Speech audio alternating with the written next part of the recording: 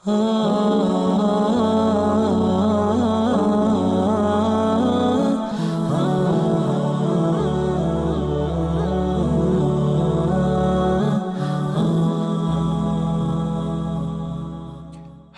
وصلیاً مسلما اما بعد فاعوذ باللہ من الشیطان الرجیم بسم اللہ الرحمن الرحیم۔ تمام تعریفیں اس پاک پروردگار کے لیے ہیں جو خالق کائنات بھی ہے اور مالک شہشہات بھی۔ کروڑہ درود و سلام نبی کریم صلی اللہ علیہ وسلم پر اور ان کی آل پر اور ان کے اصحاب پر۔ حضرات گرامی، جو آج ہمارا موضوع زیر بحث ہے وہ ہے اخلاص۔ آخر اخلاص کس چیز کا نام ہے؟ ہم ہر عمل میں اخلاص کی تگ و دو میں تو لگتے ہیں، اور ہمیں یہ تو معلوم ہے کہ کوئی عمل بغیر اخلاص کے عمل نہیں بنتا۔ ہم کوئی بھی عمل کریں، جب اس میں اخلاص نہ ہو تو اس عمل کی افادیت نہیں ہوتی، اس عمل سے کوئی فائدہ نہیں ہوتا، اس عمل کو وہ درجہ عمل نہیں ملتا جس سے میرا رب راضی ہو جائے، بلکہ وہ دکھاوا ہوتا ہے، وہ ریاکاری ہوتی ہے، وہ عمل نہیں رہتا۔ تو اخلاص کس چیز کا نام ہے؟ اخلاص کا مطلب ہے پاک کرنا، پاک ہونا، صاف ہونا، کس چیز سے؟ خالص ہونا۔ اس میں ریاکاری نہیں ہوتی، اس میں دکھلاوا نہیں ہوتا، نمود و نمائش نہیں ہوتی، بلکہ وہ للہیت کی بنیادوں پر ہوتا ہے، وہ اخلاص کے ساتھ ہوتا ہے، وہ خاصتاً خالص ہوتا ہے اپنے رب کے ساتھ۔ امام راغب فرماتے ہیں التبری عن کل ما دون اللہ تعالی، ایک ایسا عمل اخلاص کا جس کا غرض اللہ کے سوا اور کوئی نہ ہو، وہ جس کے دل میں بھی اللہ کے سوا کوئی نہ ہو۔ وہ بزرگ فرماتے ہیں نا کہ ہر تمنا دل سے رخصت ہو گئی، اب تو آجا اب تو آجا خلوت ہو گئی۔ جب آپ کے دل میں اللہ رب العزت ہوں گے تو پھر آپ کے دل میں اور کوئی نہیں ہوگا۔ آپ کے دل میں پھر درم و دینار اور دل کے اندر مختلف خواہشات نہیں ہوں گی، پھر آپ کے دل کے اندر اللہ ہوگا۔ اور اللہ رب العزت خود فرماتے ہیں کہ میں ایک مومن کے دل میں رہ سکتا ہوں۔ اب وہ مومن کا دل کیا ہے؟ مومن کا دل جب پاک ہو، مومن کا دل خالص ہو، اور مومن کا دل خالصتاً اللہ کے لیے دھڑکتا ہو، تو پھر وہی دل ہوگا جس دل میں رب بستا ہے۔ اگر جس دل میں بغض ہو، کینہ ہو، حسد ہو، جلن ہو، ہم کسی سے جلتے ہوں، کسی سے حسد کرتے ہوں، اگر آپ کے دل کے اندر یہ جذبات پنپتے ہیں اور آپ کے دل کے اندر یہ خواہشات امنڈتی ہیں، تو پھر آپ کے دل میں اللہ نہیں ہو سکتا، آپ کے دل میں اخلاص نہیں ہو سکتا، آپ کے دل میں ایسا عمل جو آپ کو پاک اور صاف اور خالص آپ کا عمل نہیں ہو سکتا، کیونکہ ضرور بضرور اس میں دکھلاوا آئے گا، اس کے اندر حسد اور کینہ کے اثرات دکھیں گے۔ تو اگر آپ چاہتے ہیں کہ آپ کا عمل خالص ہو جائے تو اپنے دل کو ان تمام چیزوں سے پاک کر دیں، اپنے دل کو اللہ کے حضور جھکا لیں اور اس دل کے اندر اللہ رب العزت کو بسا لیں۔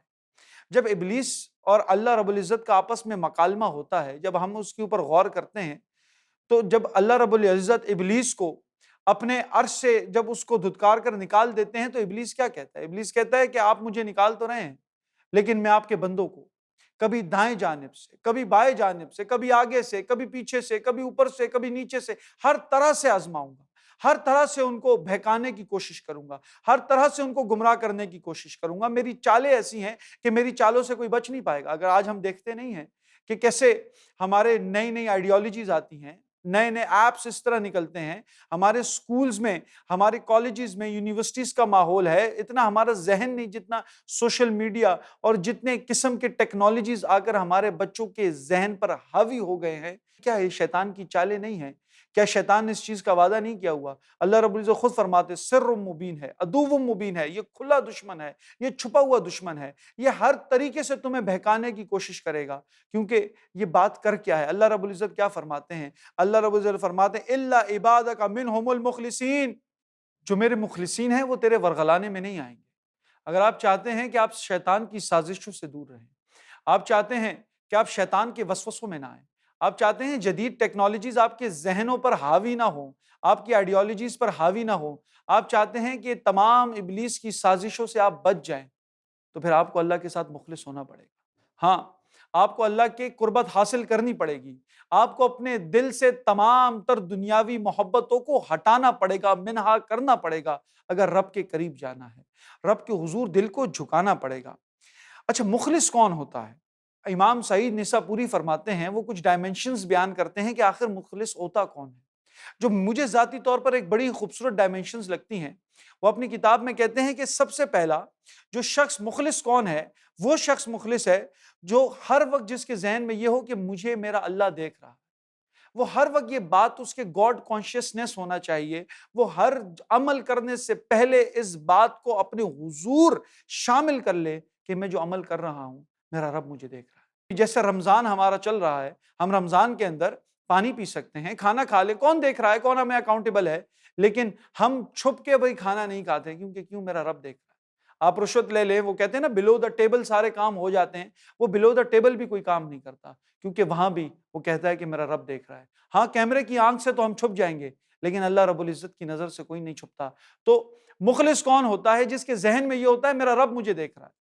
وہ کسی اور کو اکاؤنٹیبل نہیں ہوتا، وہ کسی اور کے سامنے ان سوالات کے جواب دینے کے لیے ڈرتا نہیں ہے کہ ہاں مجھے یہ سوال دینے پڑیں گے، کیمرہ ہوگا تو میں مخلص رہوں گا، کیمرہ ہوگا تو میں سچ بولوں گا، کیمرہ ہوگا تو میں رشوت نہیں لوں گا، کیمرہ ہوگا تو ہم ٹھیک ٹھیک باتیں کریں گے۔ نہیں، وہ پھر مخلص ہوگا۔ وہ ہر وہ بات کرے گا، وہ کہے گا کیمرے کی آنکھ دیکھے تو دیکھے، لیکن میرا اللہ مجھے دیکھ رہا ہے، میرا رب مجھے دیکھ رہا ہے۔ اور میرا رب جب مجھے قیامت کے دن اپنے حضور پیش کرے گا، جب نامہ اعمال تولا جائے گا، جب حساب و کتاب ہوگا، جس کو دا ڈے آف ججمنٹ کہتے ہیں، اور وہ سب سے مشکل ترین دن ہوگا، اگر میں اس دن کامیاب ہوا تو وہ اصل کامیابی ہوگی، اگر اس دن ناکام ہوا وہ اصل ناکامیابی ہوگی۔ اگر جس کے اندر یہ تصور سکسیس، تصور پروگریس اور تصور کامیابی ہوگی تو وہ یہ کام کرے گا۔ آج ہمارے ہاں تصور کامیابی غلط ہے، ہم سمجھتے ہیں کہ مال کا زیادہ ہو جانا کامیابی ہے، the more you will earn the more you will be successful۔ ہاں بھائی میرے بنگلے زیادہ ہو جائیں، میرے پاس گاڑیاں زیادہ ہو جائیں، مشہور زیادہ ہو جاؤں، صرف سوشل ویب سائٹس پر میرے ٹرینڈ چلنے لگیں تو میں سکسیسفل ہو جاؤں گا۔ اگر مال کا کمانا کامیابی ہے تو قارون سے زیادہ مالدار کون تھا؟ تو پھر قارون کامیاب نہ ہوتا۔ اگر سلطنت کا حاصل ہو جانا کہ بھائی میں سلطنت حاصل کر لوں گا اور میری سلطنت حاصل ہو جائے، میں کامیاب ہو جاؤں گا، مجھے فلاں سیٹ مل جائے گی، میں مینیجر ہو جاؤں گا، میں مختلف سیٹوں پر بیٹھ کر کامیابی حاصل کر لوں گا۔ اگر حضرات گرامی اس کا نام کامیابی ہوتی تو یزید پھر کامیاب نہ ہوتا، جس نے زبردستی اپنی سیٹ کو اپنا لیا۔ نہیں، یہ لوگ کامیاب نہیں تھے۔ پھر فرعون بھی کامیاب ہوتا۔ کامیاب یہ لوگ نہیں تھے، بلکہ کامیاب وہ لوگ تھے جو ان کے مد مقابل آئے۔ کامیاب کون ہے؟ کامیاب امام حسین رضی اللہ تعالیٰ عنہ ہیں، جنہوں نے اخلاص کی خاطر، رب کی خاطر سر جھکانا نہیں پسند کیا بلکہ سر کٹانا پسند کیا۔ کامیاب کون ہے؟ جو ان کے سامنے حضرت موسیٰ تھے، جو اللہ کے حضور جھکتے تھے، جن کو معلوم تھا کہ یہ سلطنت، یہ پیسہ، یہ بادشاہت دھری کی دھری رہ جائے گی، ہمیں اللہ کے حضور پیش ہونا ہے۔ تو وہ شخص ہمیشہ اس چیز کو مد نظر رکھے گا کہ میرا رب مجھے دیکھ رہا ہے، اور اصل کامیابی وہی ہے۔ پھر امام صاحب فرماتے ہیں کہ میرے اللہ نے مجھ سے یہ کام کروایا۔ کبھی اس کے ذہن میں یہ نہیں ہوگا کہ میں نے کیا، میں نے یہ کام کیا۔ ہمارے یہاں ہمارے استاد فرماتے تھے بیٹا کہ جو میں کرتا ہے بکری کی طرح سب سے پہلے ذبح بھی وہی ہوتا ہے۔ ہمارے یہاں آج کل میں کی بڑی عادت ہے، یہ کس نے کیا؟ یہ میں نے کیا، the credit goes to me۔ ہاں بھائی یہ کس نے کیا؟ ہمارے یہاں باقاعدہ اگر آپ کچھ لگائیں تو نیچے لکھ کے دے دیں، بھائی کریڈٹ تو دو، میرا کریڈٹ کہاں گیا؟ Everyone want to be given credit, ہر بندہ چاہتا ہے بھائی مجھے کریڈٹ دیا جائے، اس تمام چیزوں کا کریڈٹ، اس پہ بھی لڑائیاں ہوتی ہیں۔ لیکن جب کوئی نیک ایک مخلص آدمی کوئی کام کرتا ہے، وہ یہ کہتے ہیں مجھ سے نہیں ہوا بلکہ میرے رب نے مجھ سے کروایا۔ کریڈٹ گوز ٹو اللہ۔ میں کون ہوتا ہوں کسی کی مدد کرنے والا؟ یہاں تو ہم 2 4 5 بندوں میں راشن بانٹ دیں تو ان سے پوچھتے ہیں ہاں بھائی کیسا لگا راشن دیا تم لوگوں کو؟ ہم 10 بندوں میں بتاتے ہیں ہاں وہ میں نے فلاں جگہ راشن دیا۔ یہ نہیں ہوتا۔ وہ کہتا ہے، وہ کسی کو بتاتا بھی نہیں ہے، کیونکہ وہ محبوب اور محب کے درمیان کی بات ہوتی ہے۔ اگر بات بھی کہیں آ جائے تو وہ کہتا ہے یہ تو میرے رب نے کروایا۔ میرے پاس مال کیا ہے؟ ورنہ اس پہ اختلاف بھی تو ہو سکتا ہے۔ انسان کہے میں پوری زندگی کماتا ہوں، پیسہ میرا ہے، اسٹرگل میں کروں، غریب ہے خود کمائے، میرا کیا ہے میں غریب کو پیسہ دوں؟ لیکن نہیں، وہ یہ بات نہیں کہتا۔ وہ کہتا ہے میرا پیسہ میرا نہیں ہے، یہ اللہ کا دیا ہوا ہے، میرے پاس یہ مال اللہ کا دیا ہوا ہے۔ اسلام کا کانسیپٹ یہ ہے کہ اللہ کے دیے ہوئے مال سے اللہ کے بندوں پر خرچ کرنا، یہ تو اسلام کا کانسیپٹ ہے۔ اسلام کے اندر ایک بندے کی اپنا کچھ نہیں ہوتا، وہ تو عبد ہوتا ہے، ہر چیز مالک کی دی ہوئی ہوتی ہے، وہ معبود کے نقش قدم پر چل رہا ہوتا ہے۔ تو وہ کبھی بھی یہ مخلص آدمی یہ نہیں کہتا کہ یہ کام میں نے کیا ہے، بلکہ یہ کہتا ہے کام میرے رب نے مجھ سے کروایا ہے۔ اور پھر اس کا عمل میں وہ خوبصورتی لاتا ہے، اپنے عمل میں بدصورتی نہیں لاتا۔ اب عمل خوبصورت کیسے ہو؟ جب وہ اخلاص کے ساتھ ہوگا۔ اب اخلاص کے ساتھ عمل کیسے ہو؟ وہ عمل جو تحمل کے ساتھ ہو، کہتے ہیں نا slow and steady and win the race, جو تحمل کے ساتھ ہوگا۔ رسول اللہ صلی اللہ علیہ وسلم فرماتے ہیں کہ اس عمل کو پسندیدہ قرار دیا گیا ہے جس کے اندر کنٹینیوٹی ہو، جس کے اندر مستقل مزاجی ہو۔ یہ اسلام صرف رمضان کے لیے نہیں ہے، اس کے بعد بھی ہم نے وہی اللہ کے حضور پیش ہونا ہے، وہی اسی طرح سپارہ پڑھنا ہے جس طرح ہم رمضان کے اندر پڑھتے ہیں۔ تو وہ عمل میں خوبصورتی لائے گا، عمل میں صبر لائے گا، تحمل لائے گا، عمل کو خوبصورت بنائے گا کنٹینیوٹی کے ساتھ۔ جو نماز صرف اس نیت سے کہ وہ جلدی جلدی میرے سجدے ہو جائیں، اور اللہ رب العزت فرماتے ہیں کہ وہ نماز ان کے منہ پر مار دی جائے گی جو اس طرح سجدے کریں، بلکہ نماز وہ نماز ہے جو کہ رسول اللہ صلی اللہ علیہ وسلم ادا کرتے تھے۔ نماز وہ صحابہ کی نماز ہے کہ کہتے تھے کہ اگر نماز کے اندر ان سے تیر بھی نکال لیا جاتا تو ان کو پتہ نہیں ہوتا تھا۔ نماز اس چیز کا نام ہے، نماز کانشیسنس کا نام ہے۔ رسول اللہ فرماتے ہیں اس طرح عبادت کرو جیسے کہ تم اپنے رب کو دیکھ رہے ہو، اگر اس طرح نہیں کر سکتے تو پھر اس طرح کرو جیسے تمہارا رب تمہیں دیکھ رہا ہے۔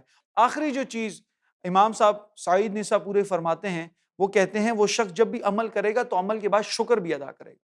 وہ کبھی یہ بات نہیں کرے گا کہ ہاں ہاں الحمدللہ بڑا کام ہو گیا اور میں نے بڑا کام کر دیا۔ وہ کبھی اپنے کام سے سیٹسفائی نہیں ہوگا، بلکہ وہ پھر بھی اللہ کے حضور استغفار کرے گا، یا اللہ اس میں کمی رہ گئی، یا اللہ اس میں وہ کام میں اس طرح نہیں کر پایا جیسے اس کا حق تھا، یا اللہ اس میں کمیاں ضرور رہ گئی، یا اللہ تو اس کو معاف فرما، یا اللہ تو ہی اس کو معاف فرمانے والا ہے اور تو اس کو معاف فرما۔ اور جب وہ اپنے عمل سے کبھی بھی سیٹسفائی نہیں ہوتا، کبھی بھی مطمئن نہیں ہوتا، کیونکہ وہ ہمیشہ سوچتا ہے جیسا اس کا حق تھا میں اس کا حق ادا نہیں کر پایا، اور وہ ہمیشہ اس کا حق ادا کرنے کے لیے سوچتا رہتا ہے۔ اور ہمیشہ یاد رکھیے، آپ کبھی کسی عمل سے جب کبھی سیٹسفائی ہو جاتے ہیں یا جب کبھی مطمئن ہو جاتے ہیں تو پھر آپ کبھی اس عمل کو کنٹینیو نہیں رکھ سکتے۔ کہتے ہیں نا the second you will satisfy from your deeds the moment you will use your capability۔ اگر آپ چاہتے ہیں کہ ایک کام آپ پوری زندگی مستقل مزاجی کی طرح کریں اور ہمیشہ اس میں نکھار پیدا کریں تو keep doing it، ہمیشہ keep on doing it، آگے بڑھتے رہیں، کام کرتے رہیں، کبھی بھی اپنے آپ سے مطمئن نہ ہو۔ اور کبھی بھی جس طرح آپ اپنے آپ سے مطمئن ہو جائیں گے، کہتے ہیں کہ انسان متحرک ہے تو انسان زندہ ہے۔ جس وقت انسان مطمئن ہو گیا کہ ہاں الحمدللہ سب کچھ ہو گیا، سب کچھ، تو پھر وہ انسان کی زندگی کا کوئی مقصد نہیں رہتا۔ ہم اپنے صحابہ کو دیکھتے ہیں، حضرت ابو بکر ہیں، حضرت عمر ہے، فرماتے ہیں میرے بعد نبی ہوتا تو عمر ہوتا۔ ابو بکر کی یہ شان ہے کہ اللہ رب العزت سلام پیش کرتے ہیں، پھر بھی حضرت ابو بکر فرماتے ہیں کہ اگر ابو بکر کو قیامت کے دن اللہ نے معاف نہ کیا تو ابو بکر کا کیا حال ہوگا۔ فرماتے ہیں ابو بکر کاش تو انسان نہیں، ایک مٹی کا ڈھیر ہوتا، ایک درخت ہوتا، ایک پتا ہوتا جس سے سوال نہ کیا جاتا، تجھے بھی قیامت کی سختیاں جھیلنی ہیں۔ یہ ان کا ایمان تھا۔ ان سب چیزوں کے باوجود بھی وہ قیامت کے دن سے ڈرتے تھے۔ وہ کبھی اپنے اعمال پر ناز نہیں کرتے تھے، کبھی مطمئن نہیں ہو جاتے تھے ہاں میرے تو جہاد بہت ہیں، میں نے تو ہر غزوے کے اندر، بیٹلز کے اندر میں لڑا ہوں، میرے تو صدقے بہت ہیں، میں تو تبوک میں۔ وہ کبھی بھی اس طرح نہیں کرتے تھے، بلکہ وہ ہمیشہ اجتہاد، جد و جہد کرتے تھے، آگے بڑھتے تھے اور اس کام میں مزید آگے بڑھ چڑھ کر اسلام کے کاموں میں حصہ ڈالتے تھے۔ حضرات گرامی، ہماری پوری زندگی اس چیز پر منحصر ہے کہ ہم کبھی اپنے اعمال سے خوش نہ ہوں اور مزید اعمال کرتے رہیں۔ اور اسی کے حوالے سے انشاءاللہ مزید بات ہوگی چند ہی لمحے بعد، ایک چھوٹا سا بریک، اور انشاءاللہ اخلاص کیا ہے اس کی طرف واپس آئیں گے۔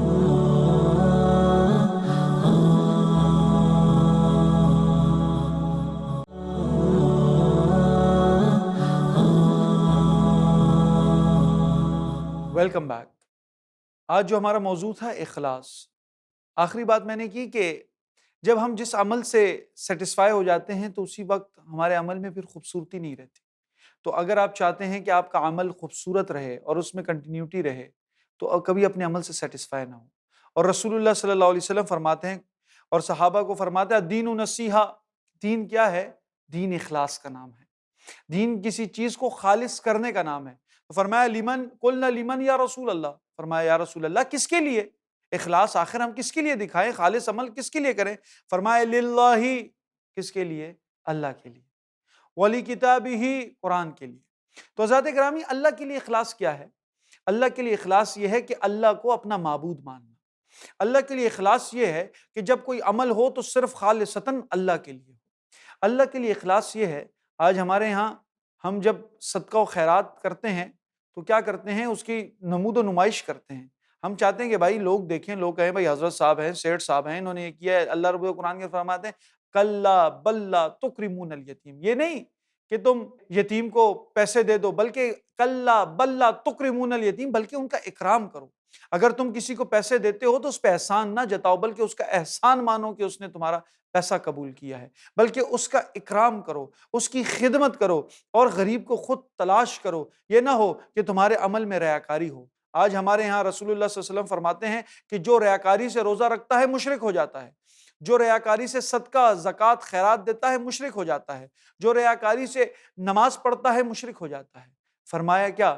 جب قیامت کے دن ایک انسان بہت ساری نمازیں لے کر آئے گا اور اس کے پاس بہت سارے روزے ہوں گے، وہ حج پہ گیا ہوگا، دنیا والے اس کو حاجی صاحب کہہ کے جانتے ہوں گے، تو اللہ رب العزت قیامت کے دن فرمائیں گے جا آج ان لوگوں سے جزا مانگ جن کے لیے تو نے روزے رکھے، جن کو جتانے کے لیے تو نے روزے رکھے۔ جا آج ان لوگوں سے جزا مانگ جن کے سامنے تو لمبے لمبے سجدے کر کے اپنے آپ کو بڑا ہی پرہیزگار اور بڑا ہی متقی بیان کرنا پسند کرتا تھا۔ جا ان سے ہی صدقے کے زکوٰۃ کے ریوارڈز مانگ جن کے سامنے تو صدقہ دے کر جتانا چاہتا تھا کہ ہاں ہاں میں بہت مالدار ہوں، میں بڑا سخی ہوں۔ جا جہاد کی جزا بھی ان سے مانگ، اور لوگ تجھے بہادر کہیں، واریر کہیں، آج تو ان سے جزا مانگ۔ اللہ رب العزت پھر اس کو جزا نہیں دیں گے، کیونکہ اس نے کام ریاکاری سے کیا ہوگا، دکھاوے کے لیے کیا ہوگا، لوگوں کے لیے کیا ہوگا۔ جو کام اللہ کے لیے کیا جاتا ہے تو وہ اخلاص سے ہوتا ہے۔ فرمایا للہ، اللہ کے لیے عمل۔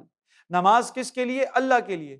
وہ کہتے ہیں نا ہمارے ہاں نمازیں بھی نمازیں نہیں ہیں، ہمارے ہاں نماز میں سر جھکانے کا نام نہیں ہے، بلکہ دل کو بھی جھکانا پڑتا ہے۔ اقبال نے کیا خوبصورت فرمایا، میں جو سر بسجدہ ہوا کبھی تو زمیں سے آنے لگی صدا، تیرا دل تو ہے صنم آشنا تجھے کیا ملے گا۔ نماز میں آج ہماری نمازیں بھی ایسی ہیں کہ ہم جب سر سجدے میں ہوتا ہے لیکن ہمارا دھیان اپنی دکانوں میں ہوتا ہے، ہم 2 سے 4 دکانوں کی طلب میں ہوتے ہیں کہ میں کس طرح اپنے کاروبار کو بڑھا لوں، میرے دماغ کہیں اور لگا ہوتا ہے۔ ہم نماز کے اندر بھی ہمارے یہاں گاڈ کانشیسنس نہیں ہے، نماز کے اندر بھی تقویٰ نہیں ہے، ہمارے نماز کے اندر بھی دل نہیں جھکتا۔ بس ہم کچھ فرائض ہیں جو ادا کرتے ہیں، اس طرح نہیں ہونا چاہیے۔ اس طرح ہونا چاہیے جب ہم سر جھکائیں۔ وہ صحابہ کی نماز تھی، جب کبھی پریشان ہوتے تھے 2 نفل پڑھتے تھے، مردہ اونٹ زندہ کروا دیتے تھے۔ وہ سجدوں کی ضرورت ہے۔ جو بھی عمل کریں اخلاص کے ساتھ کریں، عبادت کریں اخلاص کے ساتھ کریں۔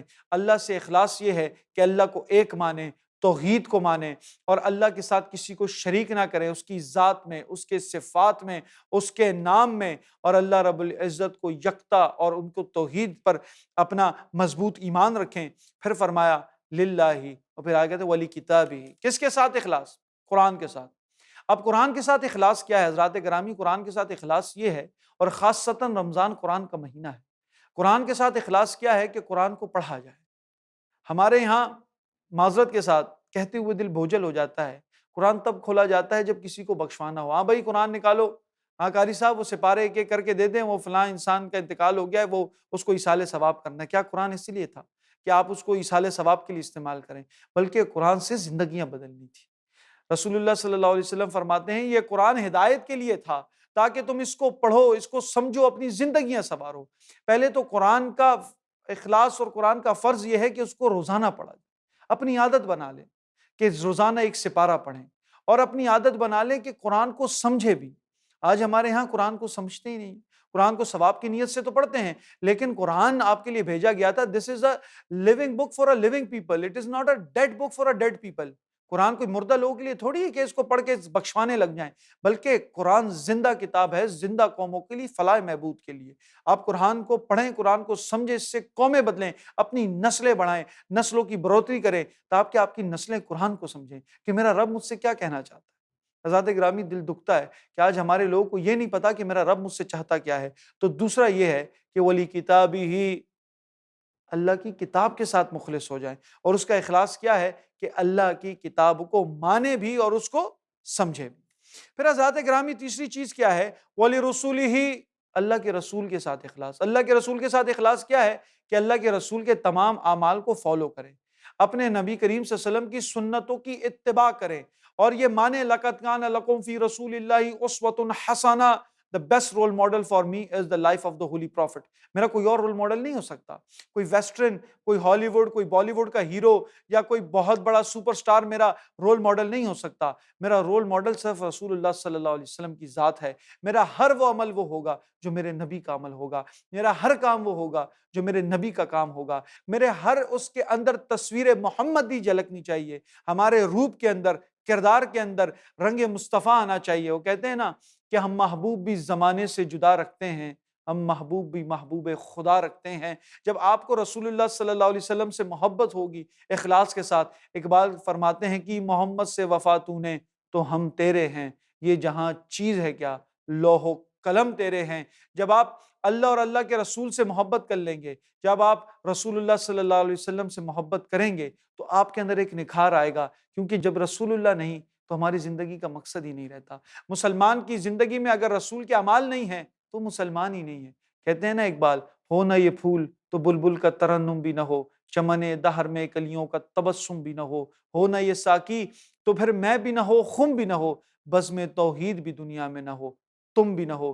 یاد رکھو، اگر رسول اللہ صلی اللہ علیہ وسلم کی ذات نہ ہوتی تو تم بھی نہیں ہوتے، یہ کون و مکاں بھی نہیں ہوتا، تمہاری یہ کہکشائیں بھی نہیں ہوتی، بہاریں بھی نہیں ہوتی، یہ محفلیں بھی نہیں ہوتی، اور یہ گفتگو بھی نہیں ہوتی. اگر رسول اللہ صلی اللہ علیہ وسلم کی ذات نہیں ہوتی تو رسول اللہ صلی اللہ علیہ وسلم کی ذات کے ساتھ اخلاص یہ ہے کہ ان کو آخری رسول ماننا ہے اور ان کی اتباع کرنی ہے. اور اصل میں اللہ کی اتباعی رسول اللہ صلی اللہ علیہ وسلم کی اتباع ہے. اطیعوا اللہ واطیعوا الرسول. اللہ کے ساتھ مخلصی یہ ہے کہ رسول اللہ صلی اللہ علیہ وسلم کے ساتھ مخلصی کی جائے. اور پھر فرماتے ہیں وَلِرَسُولِهِ کے بعد وَعَامَّةِ الْمُسْلِمِينَ وَعَمَّاتِهِمْ، اور اپنے ائمہ مسلمین جو آپ کو اللہ رب العزت نے بڑا بنا کر کسی کو بھیجا ہے، آپ کے اوپر جن کو اللہ نے ایک اختیار دیا ہے، ان کی بات بھی ماننی ہے. مطلب آپ کے لیڈرز جو ہیں، جو آپ کو کہتے ہیں، جن کو اللہ نے کوئی منصب عطا کیا ہے، تو ان کے ساتھ بھی مخلص ہو جائیں، ان کی بات مانیں، رولز اینڈ ریگولیشن کو نہ توڑیں. لیکن یاد رکھیے گا، اس میں مسئلہ یہ ہے کہ اگر کوئی آپ کا بڑا آپ کو دین کے خلاف بات کرے تو اس کو نہیں ماننا.